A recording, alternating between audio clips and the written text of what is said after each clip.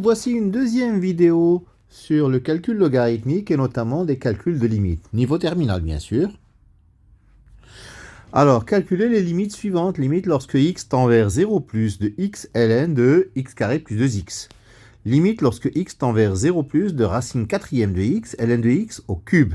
Et limite lorsque x tend vers 0 plus de x ln de valeur absolue de ln de x. Alors, donc, par croissance comparée, nous savons que la limite lorsque x tend vers 0 plus de x ln de x, c'est 0. Nous allons donc utiliser cette propriété pour calculer les limites. Limite lorsque x tend vers 0 plus de x facteur de ln de x carré plus 2x.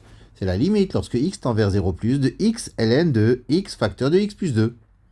C'est-à-dire la limite lorsque x tend vers 0 plus de x ln de x plus x ln de x plus 2. X ln de x, nous l'avons vu, tend vers 0. Et x ln de x plus 2 tend également vers 0, parce que ln de x plus 2 tend vers ln de 2. Et x tend vers 0. Donc 0 fois ln de 2, ça fait 0.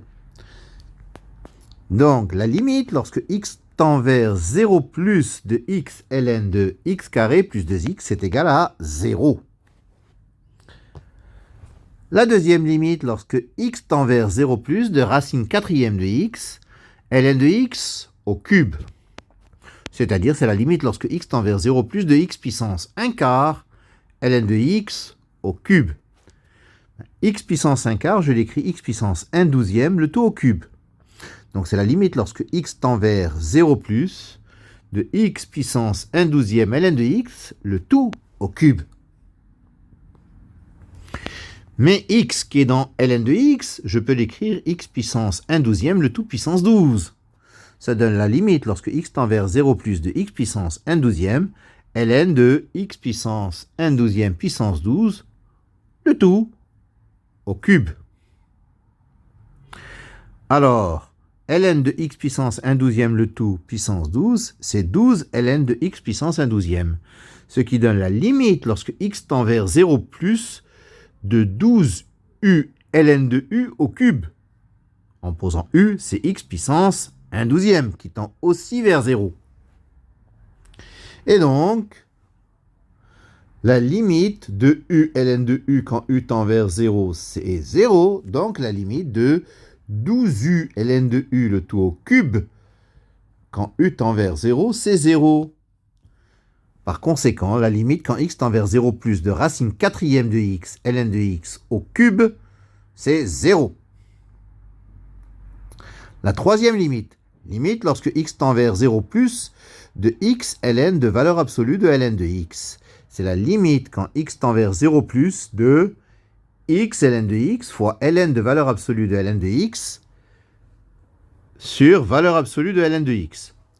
En fait, c'est x valeur absolue de ln de x sur ln de valeur absolue de ln de x.